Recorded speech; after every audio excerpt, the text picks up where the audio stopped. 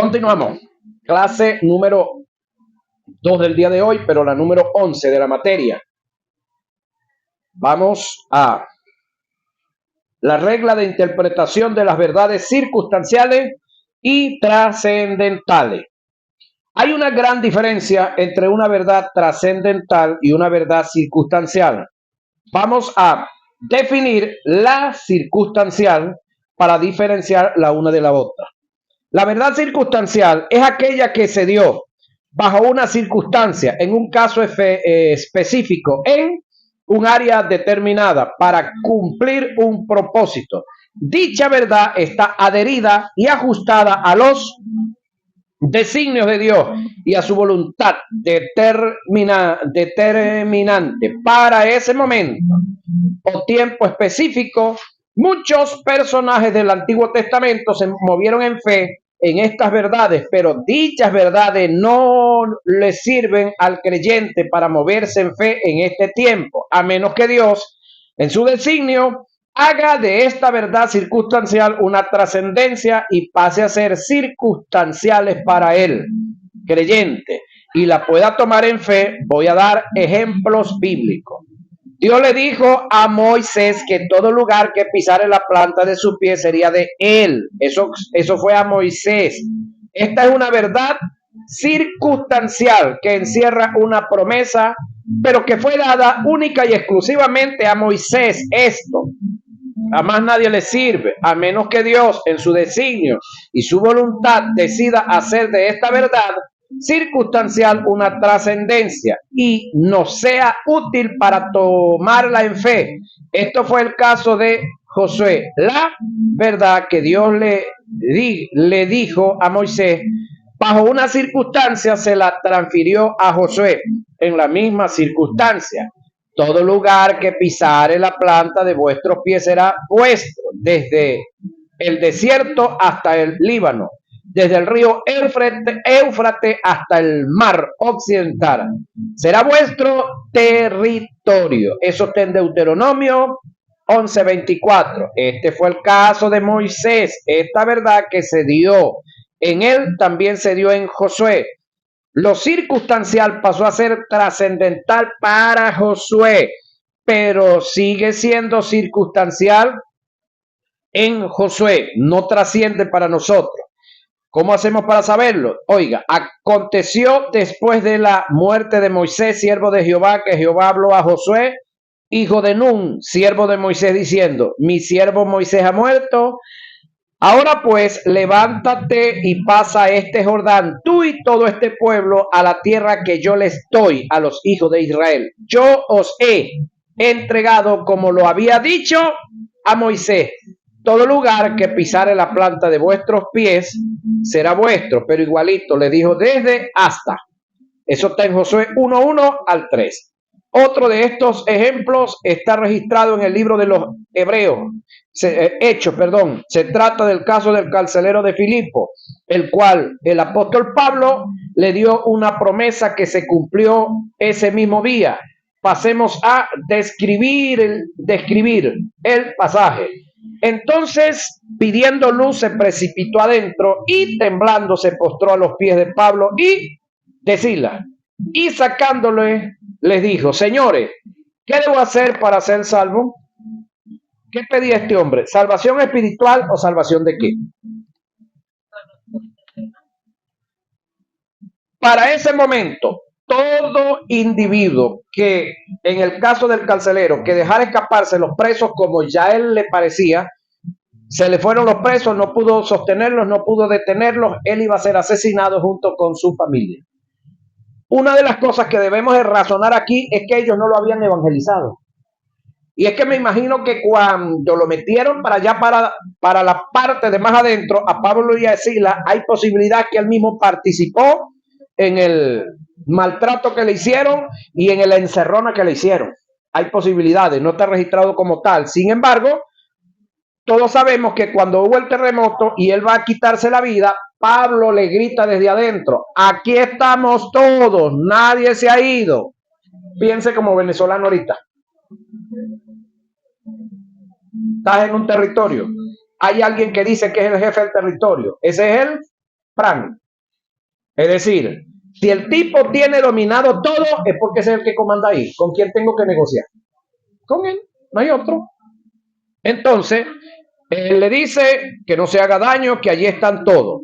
Él se precipita, llega allá y él dice, señores, ¿qué debo hacer para ser salvo? Ellos le dijeron, cree en el Señor Jesucristo y serás salvo tú y tu casa. Ellos exactamente no le están hablando directamente de la salvación de su espíritu. ¿Cómo hacemos para saberlo? Ya vamos adelantico. Sin embargo, ellos le dijeron, cree en el Señor Jesucristo, cree. Es una respuesta unipersonal, no dice crean, cree en el Señor Jesucristo y serás salvo tú y tu casa. Específico y determinante. Verdad circunstancial.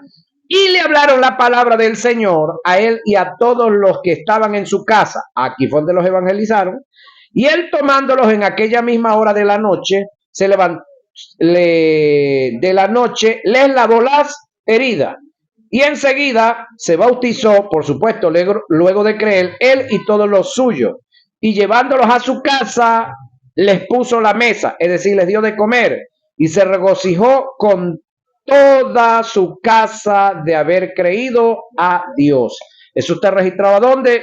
Hechos 16, 29 al 34. Este texto, muchos de nuestros hermanos lo han tomado como base bíblica para afirmar de la salvación de sus hermanos. Entonces yo llego y le digo, Jonathan, ¿tú tienes más hermanos, Jonathan? En verdad, ¿tú tienes más hermanos? Sí, y hermanas también. Toditos son cristianos igual que tú. Ajá. Entonces, ¿qué fue lo que nos enseñaron? No, ellos no son cristianos, hermanos, pero están en la promesa. ¿Cuál? Bueno, Hechos 16:31, esa no es promesa a largo. Esa fue una promesa que se le dio a este individuo aquí. Es una promesa circunstancial, momentánea, temporal, que se cumplió ese mismo día. Es que entonces yo no voy a poder orar por mi familia. Sí voy a poder y debo orar y debo ser ejemplo a mi familia, pero no basado en una verdad circunstancial. Porque esto es histórico. Aquí no hay promesa para usted ni para más nadie. Y la promesa que se le dio a este hombre se cumplió ese mismo día. Ubiquémonos entonces en las verdades circunstanciales y verdades trascendentales. Esto no trasciende para nosotros. Esta promesa que se dio en el carcelero por igual está limitada a una verdad circunstancial que no trasciende a nosotros.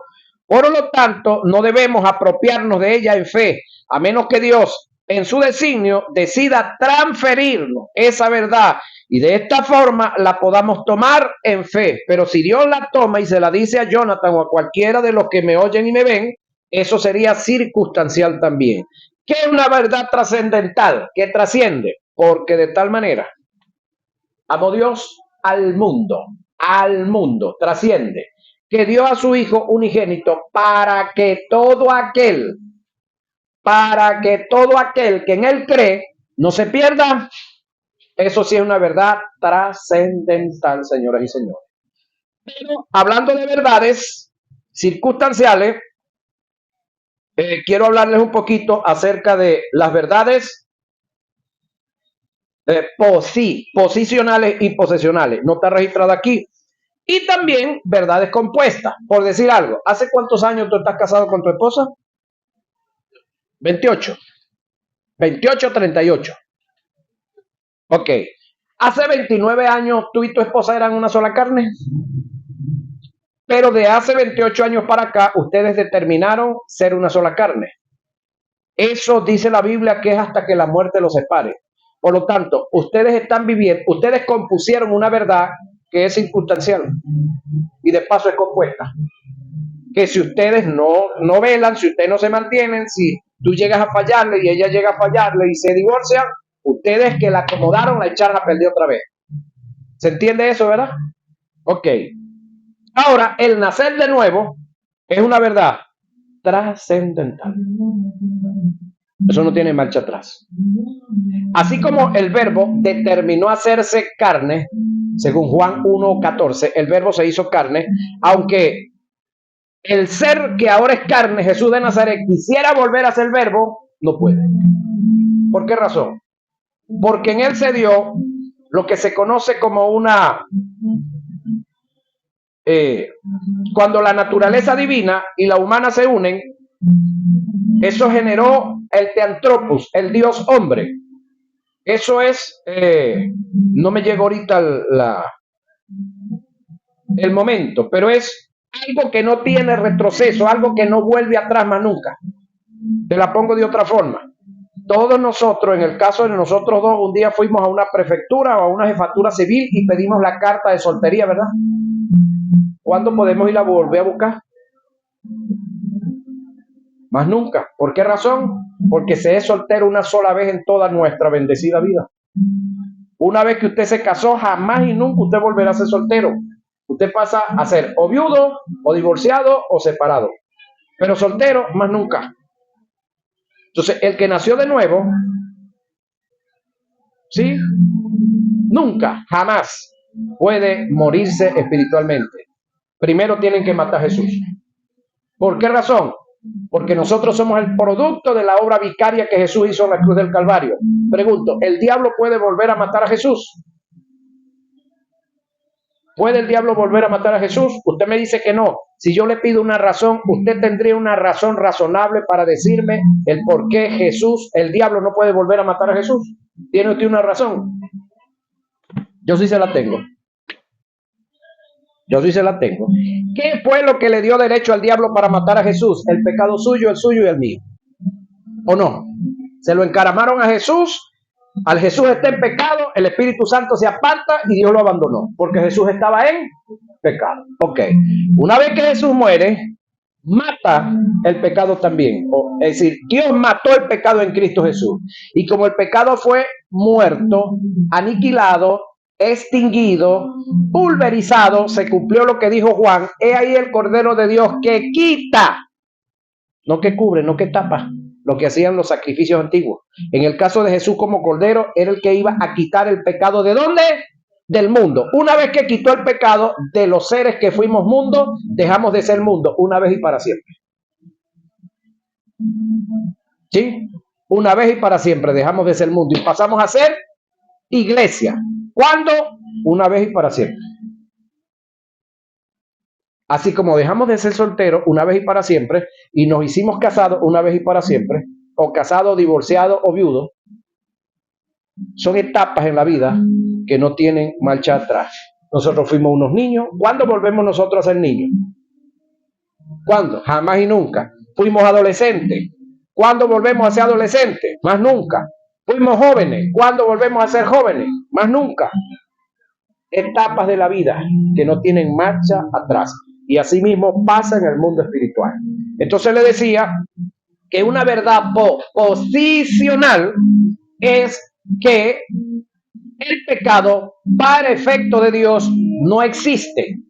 Es decir, Dios con la muerte de Cristo acabó, extinguió, pulverizó, aniquiló para siempre el pecado. Por lo tanto, como no hay pecado, no hay que volverle a poner a Cristo para volverlo a matar. Lo otro, que Cristo dejó de ser el meramente humano, porque Él resucitó en un cuerpo glorificado, que puede comer, pero no está sujeto a comer, que no necesita ventanas, puertas ni techo para entrar. Y entra, es tocado, es palpable, se le puede abrazar.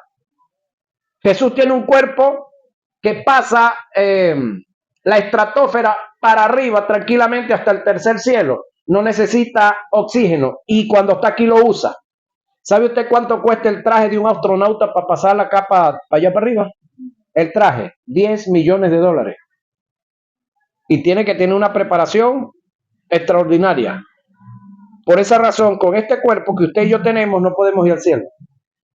Ahora, una vez que espiritualmente hemos sido resucitados con Cristo Jesús, eso es algo que no tiene marcha atrás. Entonces, posicionalmente para Dios el mundo entero está salvo, está sano. Eso es posicionalmente, pero posesionalmente, que es otra verdad, es que solamente los que estamos salvos y los que estamos sanos somos los que hemos depositado nuestra fe luego de conocer a Jesús y nos hemos aferrado a esa verdad, y el Espíritu Santo quitó de nosotros el pecado, colocó en nosotros la vida eterna, colocó la justicia divina, colocó la santidad divina Y también, cada vez que nos hemos enfermado y hemos confiado en Él también ha quitado de nosotros cualquier tipo de enfermedad, porque es parte de nuestros derechos.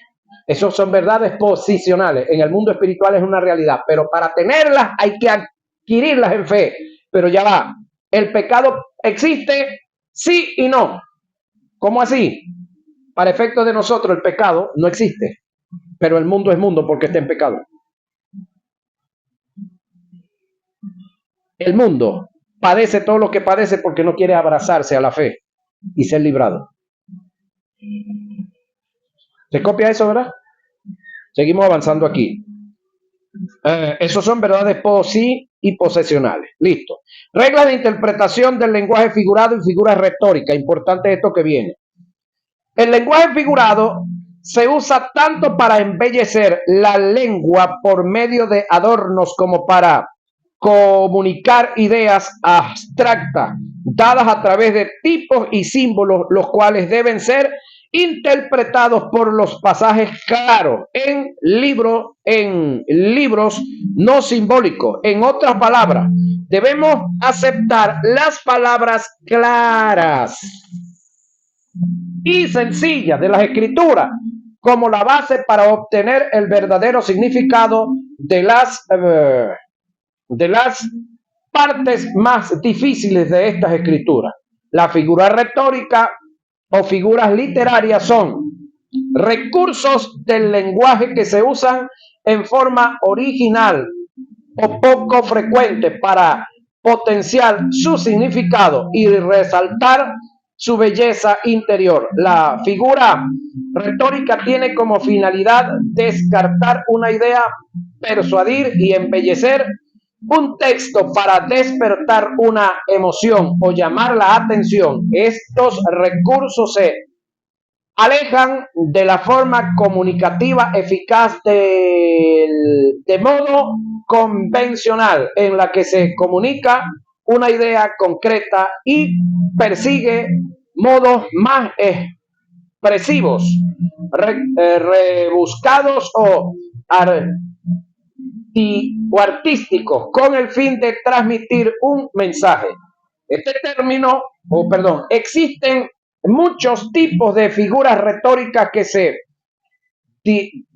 diferencian entre sí y de acuerdo con su estructura y la forma en que se usan el lenguaje, el no saber distinguir la una de la otra es grave y letal para la correcta interpretación del texto sagrado. Entremos a estudiar cada una de ellas. Estas reglas se componen de 4 grupos y en 17 representaciones.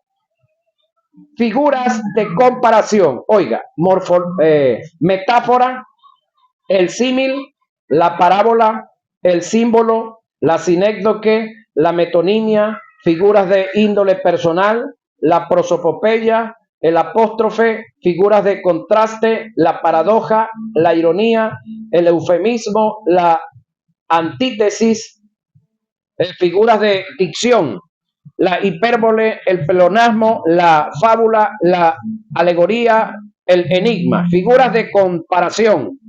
La metáfora tiene como base algunas semejanzas entre dos personas o hechos, caracterizándose el uno con el que es propio del otro. Ejemplo, al decir Jesús, yo soy la vid verdadera, se caracteriza Jesús con lo que es propio y esencial de la vida.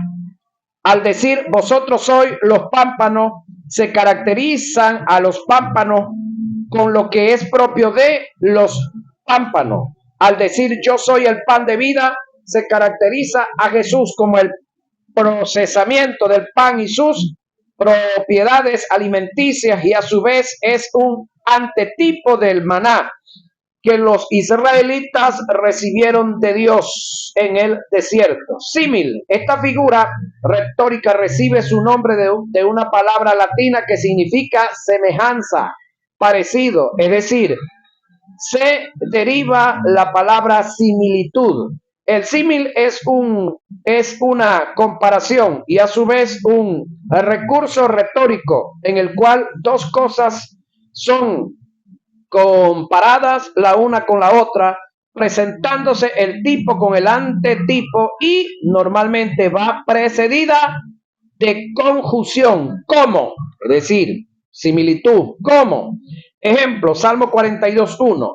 Como el siervo brama, como el siervo brama. Ahora, pregunto, el término siervo acá está escrito con C. El término siervo adjudicado a nosotros como creyentes, como gente que sirve, se escribe con S. ¿Cuál es la diferencia de uno del otro? El término siervo con C, cacería, animal de cuatro patas. ¿Sí? Ahora, el que sirve es con S. Ahora, Salmo 42:1, para este tiempo, ¿será que esto le sirve a nosotros para este tiempo el Salmo 41?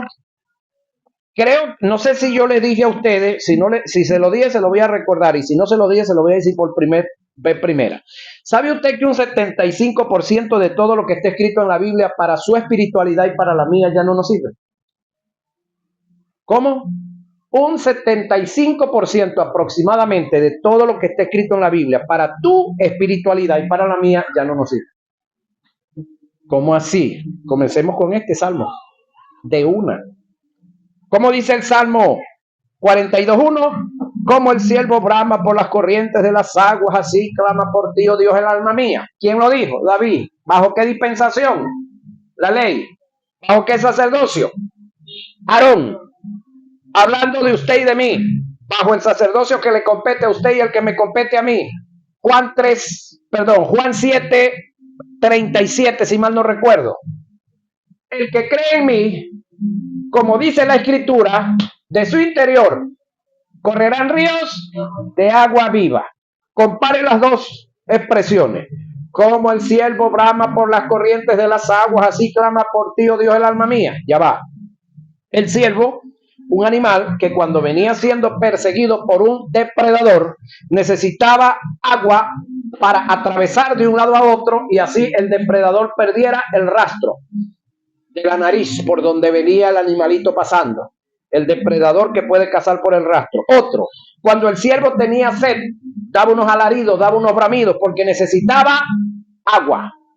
Ahora pregunto yo, ¿tenemos nosotros sed de Dios ahorita en este tiempo?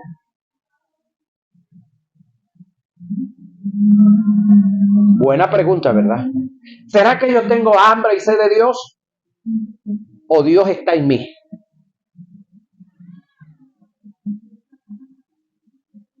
Buena pregunta que debemos de hacer. Y dejemos de comportarnos como David, que estaba huyendo por 18 años de su rey, que le tocó vivir en algunas ocasiones fuera de su nación, viviendo con sus enemigos. En una ocasión tuvo que hacerse pasar por loco, dejarse crecer todo el pelero, aunque eso no era mucho para ellos, sino dejarse chorrear la saliva, la baba por acá y hacerse el loco para que no lo mataran. Creo que usted ha leído eso en la Biblia, ¿no? Ahora, ¿tenía David necesidad de esto? Sí. David en una ocasión dijo, yo me alegré con los que me dijeron a la casa de Jehová, iremos. Ahora pregunto, ¿tengo yo que alegrarme en este tiempo con los que me inviten a una iglesia? Sí, no. ¿Por qué no? Porque la iglesia donde vive el Espíritu Santo somos nosotros. Entonces, querer ir allá para compartir con los demás, excelente. Pero ya va. Decir que allá es donde Dios me va a bendecir, hermano, eso está grande. Porque Jesús, hablando suyo y mío, dijo que los que creyeran en Él, como dice la Escritura, de su interior, es decir, de adentro de nosotros, tienen que correr ríos, plural, de agua viva. Y entonces vamos nosotros a agarrar el Salmo 41 para mendigar un charquito de agua, un pocito de agua, cuando la Biblia en nuestro tiempo, para nosotros, nos dice que nosotros tenemos que ser ríos de agua viva. ¿En serio, no? Entonces el Salmo 41 es histórico, para usted y para mí no nos sirve. Nosotros tenemos que aferrarnos a Juan 7:38, si mal no recuerdo. Aquí David hace una comparación muy personal con el siervo sediento. La semejanza está en que esa misma sed que está en el siervo por causa de la cual son sus bramidos, de la misma forma clamaba su alma, la de David, desesperada por la presencia de Dios. Y como Moisés levantó la serpiente en el desierto, similar, así es necesario que el Hijo del Hombre sea levantado, simil. Juan 3:14. Los corderos se presentaron en sacrificio en el tabernáculo, son tipo del antetipo que viene siendo Jesús, como el verdadero y último cordero inmolado ante el verdadero lugar santísimo, el trono celestial de Dios. Juan 1:29. Observamos la comparación, se hace una semejanza del Hijo del Hombre con la serpiente que Moisés levantó en el desierto. En este caso, la serpiente viene siendo el tipo y el cumplimiento, que es el antitipo, viene siendo Jesús. Debemos conocer que el antetipo es quien le da cumplimiento al tipo, pero cuando el antitipo se manifiesta, el tipo pierde vigencia. El tipo es una prefiguración metafórica de otro que ha de venir. El tipo es sombra de lo original.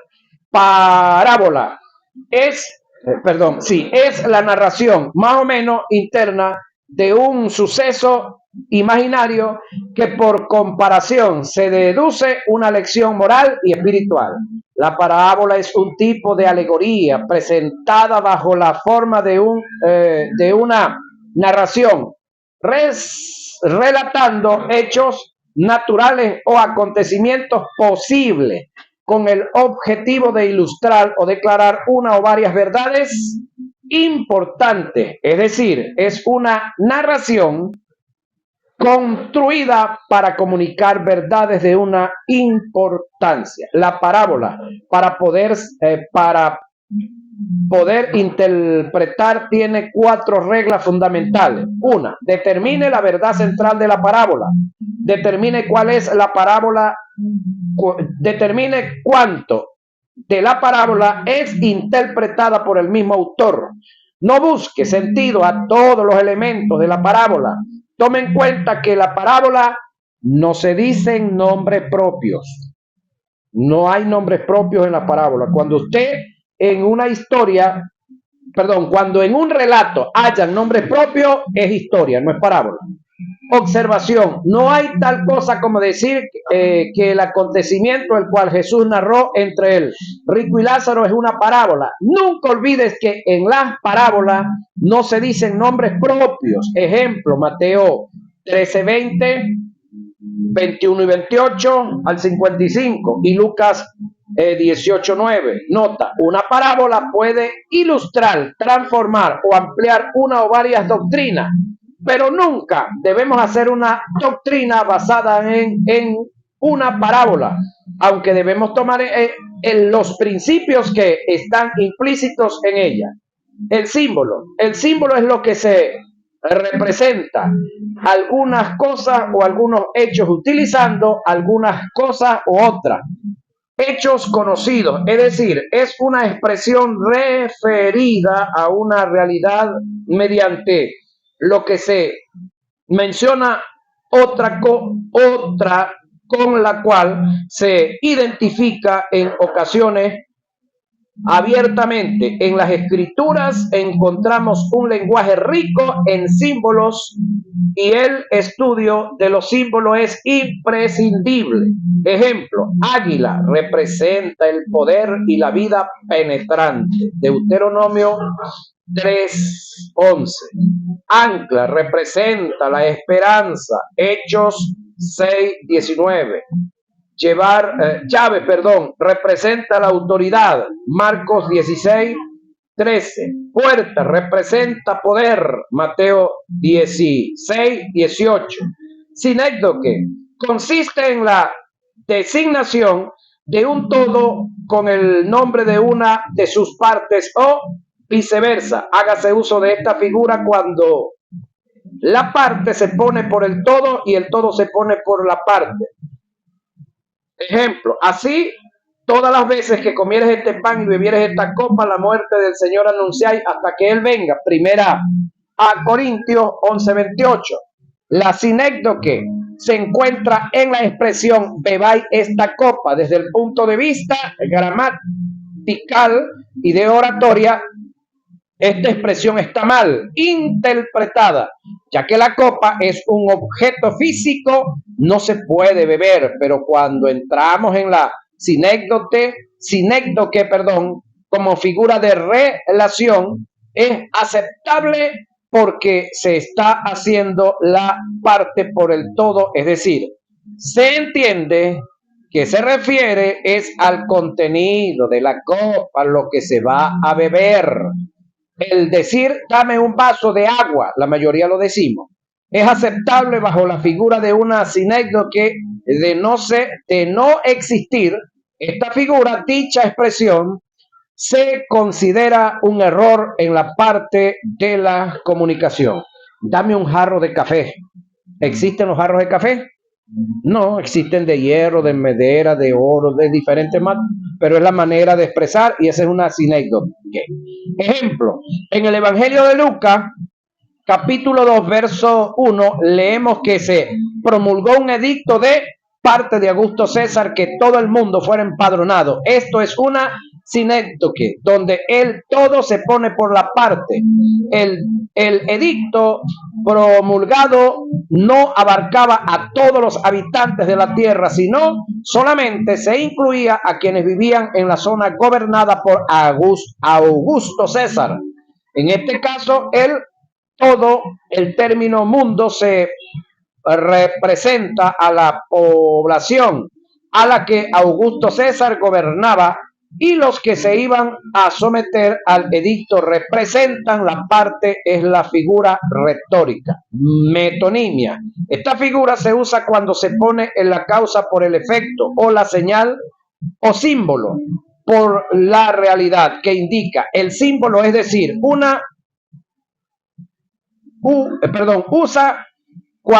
se usa cuando se designa una cosa con el nombre de otra, que le sirve de signo y que indica una relación de causa o efecto. Ejemplo, entonces le dijo, te ruego pues, padre, que le envíes a la casa de mi padre, porque tengo 5 hermanos para que les testifique a fin de que no vengan ellos también a este lugar de tormento. Y Abraham le dijo, a Moisés y a los profetas tienen, óiganlo. Él entonces dijo, no, padre Abraham, pero si alguno de los muertos fuese a ellos, se arrepentirán.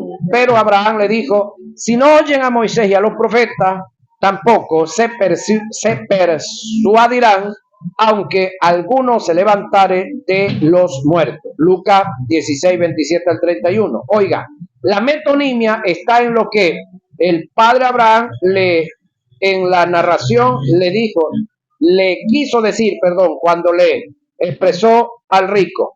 A Moisés y a los profetas tienen. Si no oyen a Moisés y a los profetas, pues no van a escuchar a nadie, aunque se levante de los muertos. Pero otro detalle, si se hubiese levantado Lázaro de entre los muertos, pastor, ¿qué sería lo que les iba a hablar a ellos? ¿Qué les iba a enseñar? A Moisés y a los profetas, ya los tenían allá. Más nada, el mensaje era ese, Moisés y los profetas. La relación en la metonimia está en nombrar el autor del Pentateuco y los escritos de los profetas en lugar de nombrar los libros que fueron escritos por ellos. Cuando el padre Abraham le expresó a Moisés y a los profetas lo que les quiso decir fue, lean los escritos de Moisés y de los profetas, y allí tienen toda la respuesta para que no vengan esos 5 individuos aquí. Figura del índole personal, prosopopeya. Esta figura se usa cuando se personifican las cosas inanimadas, atribuyéndole los hechos y las acciones de las personas. Es cuando se le dan atributos o acciones humanas a objetos o animales. Ejemplo, lo dicho por el profeta Isaías: porque con alegría saldréis y con paz regresaréis. Los montes y los collados levantarán canción delante de vosotros, y todos los árboles del campo darán palmadas de aplauso. Isaías 55:12.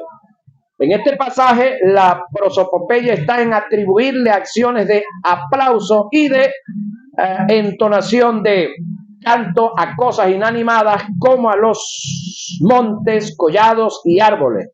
Apóstrofe, muy parecido a lo que viene. Las características del apóstrofe son muy similares a las de la prosopopeya o personificación. La gran diferencia es que en el apóstrofe se le dan cualidades humanas a personas que no están presentes y que incluso ya habían fallecido. Ejemplo, el rey David, al enterarse de la muerte de su hijo Absalón, exclamó: hijo mío, Absalón, hijo mío, ¿quién me diera que muriera en tu lugar? Segunda de Samuel 18:33. El rey David está dando las cualidades humanas de oír a una persona que no estaba presente en esta vida. Por lo tanto, podemos entender que estas expresiones entran en la figura retórica de prosopopeya. Pero si estuviéramos nosotros, dijéramos: está delirando, el rey está delirando. El dolor lo tiene delirando. Ahora, ejemplo, en la carta que escribe el apóstol Pablo a los hebreos, en el capítulo 2, presenta a los héroes de la fe, nombrados en el capítulo 11 como testigos de la fidelidad de Dios al cumplimiento de sus promesas. Y esto lo hace bajo la figura retórica denominada como una apóstrofe, ya que los muertos no pueden de ninguna manera dar testimonio público como se registra en el capítulo. Por tanto, nosotros también, teniendo alrededor tan grande nube de testigos, despojémonos de todo peso y del pecado que nos asedia y corramos con paciencia la carrera que tenemos por delante, puesto los ojos en Jesús, el autor y consumador de la fe. Hechos 12:1. Figura de contraste, paradoja. Es una expresión que a primera de cambio parece no tener sentido, pero analizando con profundidad sí lo tiene. Es decir, es el ejemplo de expresión el cual envuelve una contradicción aparente en una idea extraña opuesta a lo que se considera la posición, con una contradicción lógica, pero cuyo contenido es verdadero. Ejemplo, Lucas 9:24. Todo aquel que quiera salvar su vida la perderá, y todo aquel que pierda su vida por causa de mí, éste la hallará. La paradoja está en que en Dios, cuando tratas de ganar algo, lo pierdes, y cuando pierdes algo, lo ganas.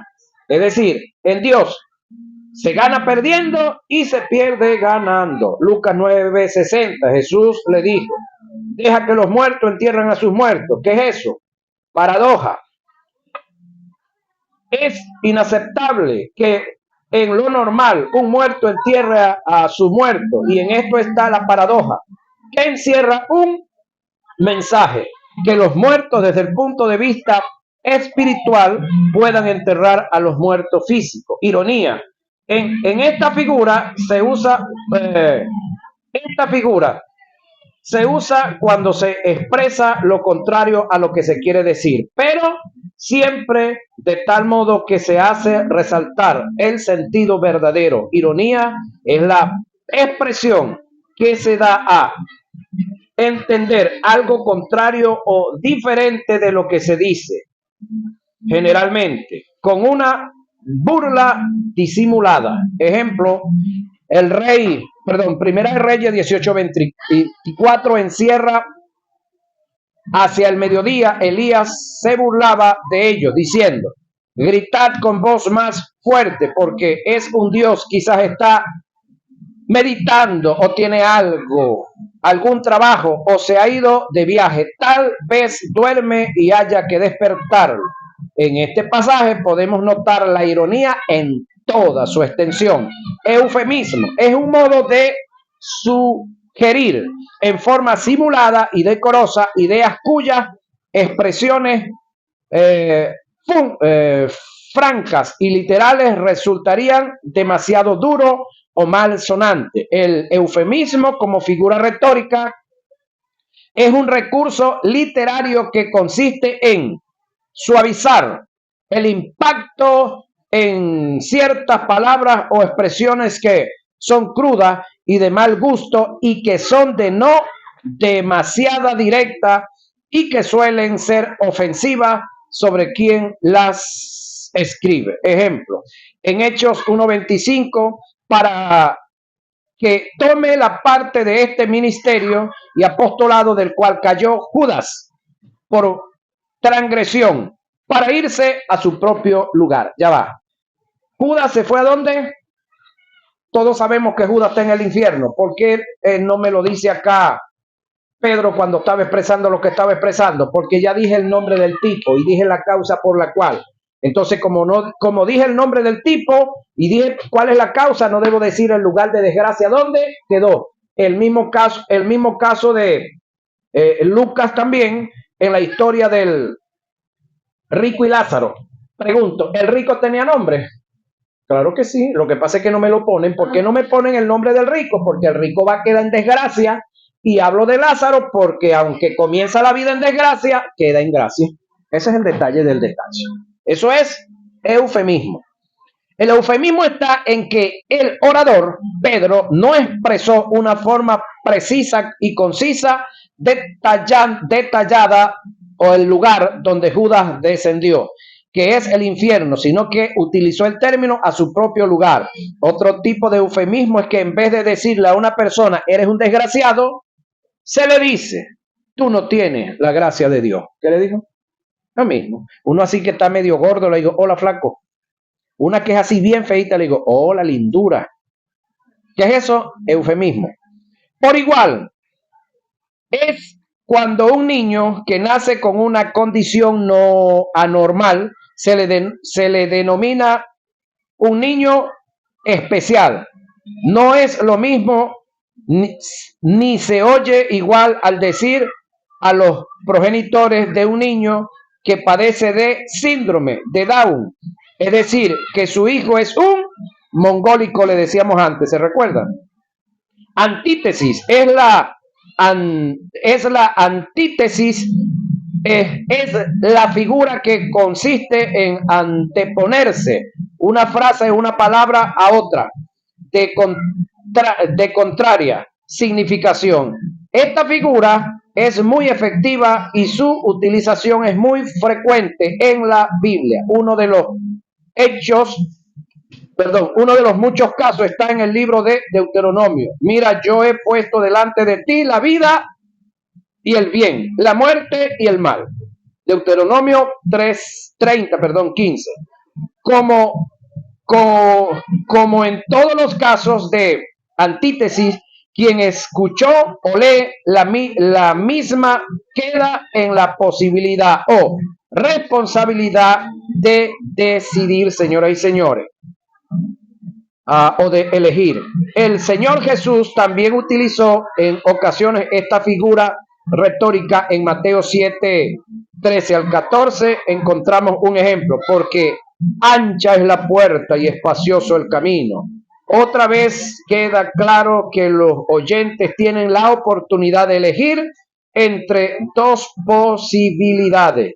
Figura de dicción, hipérbole, exageración evidente, la cual tiene por objeto anunciar el efecto de lo que se dice. Vamos rápidamente con esto. Ejemplo, en Juan 21:25 se hace uso de esta figura al decir, hay también otras muchas cosas que hizo Jesús, las cuales si se escribieran una por una, pienso, Juan, que ni aún en el mundo cabrían los libros que se habrían de escribir. Esto es otro de los ejemplos de la hipérbole. Esto es hipérbole, que fue el lenguaje el cual Dios usó para dirigirse a Abraham cuando le dijo: así será tu descendencia, comparando la descendencia con las estrellas del cielo y las arenas del mar. Génesis 15:55. Nota, mira lo que viene. Desde la existencia del hombre hasta nuestros tiempos no habría el número de habitantes que sobrepasen la cantidad de estrellas y el número de la arena del mar. Por esta razón entendemos esta expresión como una hipérbole que Dios utilizó. Es decir, allá arriba en el cielo tenemos millones y millones y millones de constelaciones de estrellas. Pero una constelación está formada por millones y millones y millones de estrellas. Si usted agarrara una palada de un chover, ¿sí? La máquina esa que tiene la pala grandota que con 2 palas llena un volteo, y le tiran una palada de arena en el patio de la casa y le dicen: señora, comience a contarme una por una y cuando termine, ya terminó su trabajo. ¿Podría usted contar todas las paladas, ni siquiera de una pala? ¿Sería capaz usted de contarle todos los pelos a un chivo? Antes de terminar se le han caído unos cuantos y le han nacido unos cuantos. Entonces, eso es similar, hipérbole. Referencia a la hipérbole se dice que es una exageración, pero recordemos que es solo una expresión para poder entender más fácil la función de una figura retórica. Toda exageración como tal es una mentira, y una mentira es falta de la verdad, pretendiendo hacer creer a la persona que escucha algo que no es cierto. Y la mentira es pecado. Sin embargo, al utilizar una hipérbole no se tiene la intención de engañar a nadie, sino simplemente de hacer más accesible la comprensión de lo que deseamos explicar. Pleonasmo es una expresión donde se emplean la redundancia y los vocablos innecesarios con el objeto de darle mayor vigor al lenguaje. Mira esto. Génesis 37:5. Y soñó José un sueño y lo contó a sus hermanos. Chaval, si soñó un sueño. Ajá, esto lo entendemos bajo un término pleonasmo. Sin embargo, el jefe de los coperos no se acordó de José, sino que lo olvidó, sino que se olvidó de él. Génesis 40:23. De esto de cierto os digo, que el que no naciere de nuevo no puede ver el reino de Dios. Juan 3:2. Observamos que en todos los casos presentados hay una redundancia que, según los principios gramaticales y de oratoria, esto está mal escrito y por ende mal expresado, pero entendiendo la figura del pleonasmo es aceptable, aunque en estos tiempos tan avanzados no es recomendable entrar en un pleonasmo. La redundancia es en la oratoria, en el arte de la comunicación, es condenada, aunque se quiera acudir salvedad a esta figura retórica denominada como pleonasmo. Es decir, no puede ser posible: voy a subir para arriba y sin embargo es legal; voy a bajar para abajo porque en controla no se baja; voy a salir para afuera, voy a entrar para adentro. Es un atropello al arte de la comunicación y que es condenada, aunque se quiera resguardar bajo la figura de un pleonasmo. Es decir, ahorita la gente anda buscando la simplificación en todo. Fábula es una comparación literal en la que por medio de una ficción se dan una enseñanza moral. En ella intervienen seres inanimados o seres vivos y racionales que actúan y hablan como si fueran personas. Ejemplo: pero Joás, el rey de Israel, envió a Amasías, rey de Judá, esta respuesta. El cardo que está en el Líbano envió a decir al cedro que está en el Líbano, dale tu hija por mujer a mi hijo, pero las fieras que están en el Líbano pasaron y pisotearon el cardo. Eso está en Segunda de Reyes 14:9. La fábula está en la forma en que se dirige Joás a Amasías. En este caso, el cardo representa a Joás, que es un tipo de árbol frondoso que representa la prepotencia de este, y el cardo representa a Amasías, que es otro tipo de árbol frondoso. Queriendo así Joás humillar a Amasías, las fieras vendrán siendo el ejército de Joás, el cual venía a destruir a Amasías. Sucesos que según los historiadores tuvieron sus cumplimientos. Alegoría es una sucesión o conjunto de metáforas, generalmente combinadas en forma de narración y cuyo significado original se prescinde. Ejemplo, de cierto os digo, el que no entra por la puerta en el redil de las ovejas, sino que sube por otra parte, es ladrón y salteador. Pero el que entra por la puerta, el pastor de las ovejas es. A este abre el portero y las ovejas oyen su voz y a su vez las llama por nombre y las saca. Y cuando ha sacado fuera todas las propias, va delante de ellas y las ovejas lo siguen porque conocen su voz. Pero el extraño no seguirán, sino que huirán de él porque no conocen la voz de los extraños. Juan 10:1-8. Esta alegoría le dijo Jesús a los judíos, pero ellos no entendieron qué era lo que les quería decir. Yo soy la vid verdadera y mi padre es el labrador.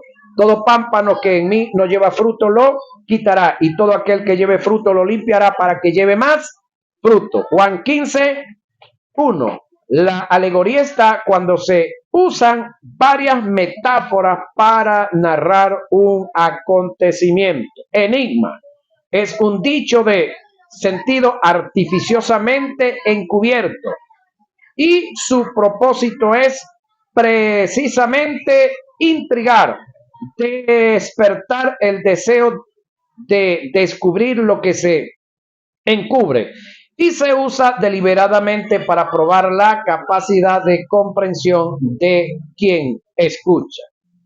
Él les dijo, yo tengo una comida que comer que vosotros no sabéis. Eso es un enigma. Juan 4:32. Para ellos era un enigma, para los discípulos. Le respondió Jesús, de cierto os digo, que el que no naciere de nuevo no puede ver el reino de Dios. Juan 3:3. Enigma para el amigo. Observa cómo se cumplen los principios del enigma, los cuales son intrigar y despertar el deseo sobre lo encubierto, y producto de este poder haber ciertas interrogantes y observaciones. Amén. Amén.